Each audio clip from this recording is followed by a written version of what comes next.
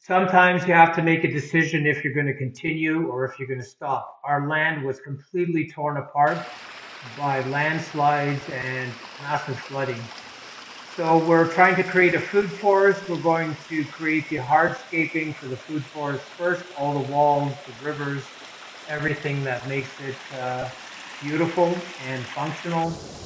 And this water scenario was very dangerous. We lost our land several times just because of this river just being out of control.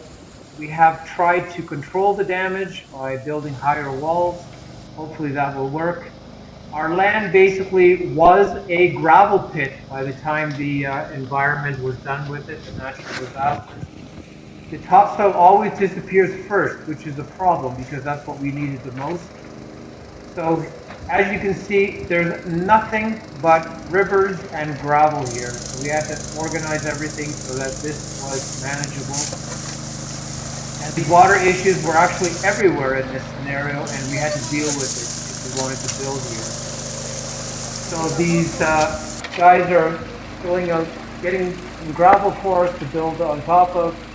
If you look at all the rocks and boulders and twigs and sticks and clay and everything that was there, and we had a decision to make, either run or fix this mess. We decided to fix it, which was a good decision. So having rocks and gravel everywhere gave us a huge opportunity to build with them. And here you can see we're starting to do the landscape at the same time as the house construction. It's the only way, in my opinion, to do it. The only thing we did do wrong is we didn't plant all the fruit trees because we didn't have the elevations that we needed for them. So here we're testing the river, the secondary river that is an S shape, double S shape, so we can slow the river down a bit. This is the dipping pool on the side of it. There's going to be a sauna over there.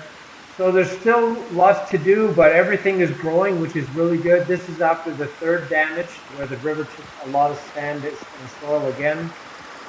And as you can see, everything grows so well here, especially around the water. This gave us lots to figure out what we had to do, and we think we solved it. This place looks phenomenal after we've done this work. And using all the materials that were given to us was very important, and we did that, so that was really good. Saved us a lot of money having all this gravel and rock on site. And the entire landscape was very much rock based. We used lots of rocks that were on site, lots of beautiful rocks, lots of mediocre rocks, but we put it all together. Here we're opening up the river to test it. It's very important to do this so that we can see the main river is behind me there. So that's what we had to control. You can see we haven't got the height there yet, but we have it now. In Ecuador, there's plants everywhere. So the plants aren't the problem. It's mainly for us, it was the topsoil. So having water everywhere and plants everywhere was a bonus because we could grow anything at a very fast pace. We have fruit trees that are growing 1.5 meters every year, and that makes a big difference if you have. We could use a bit more sunshine because it's overcast here in the Andes a lot, but other than that, we have everything we need. We just Sí, jefe, needed es que la to casa de get la it into mochila. position and let everything grow. So these plants are all ditch vines. We found them on the side of the road. They're thrown away everywhere here. There's, from lilies to you name it, elephant ears. Uh, these plants are basically everywhere. Testing this river out was really important to us because we wanted to see what it was doing in terms of moving and the elevations. So everything's covered with a base of gravel here that came from the river itself. And as you can see, there's so much wildlife that has come in. We have butterflies, we have dragonflies, reptiles. The moment you get everything ready, these animals show up. Then all of a sudden you say to yourself, wow, we've got it to work. It's harmonious and it worked, which is really cool when that happens. You can actually see how the landscape and the building fit together. This building is very special. It's tilted and it has great views into the valley. if you have some imagination and willingness, you can actually get this done. And if you have a great spot, that makes it even easier.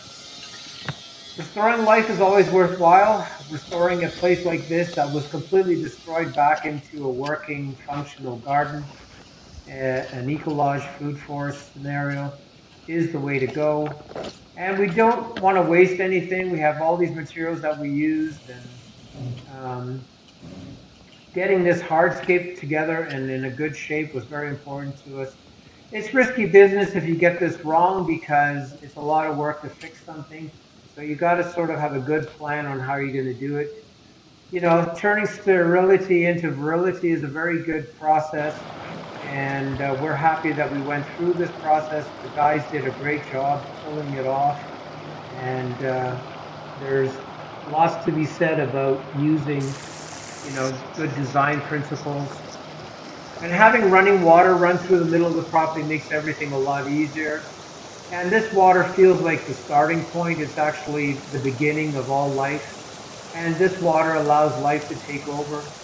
There's, you know, birds coming in here. There's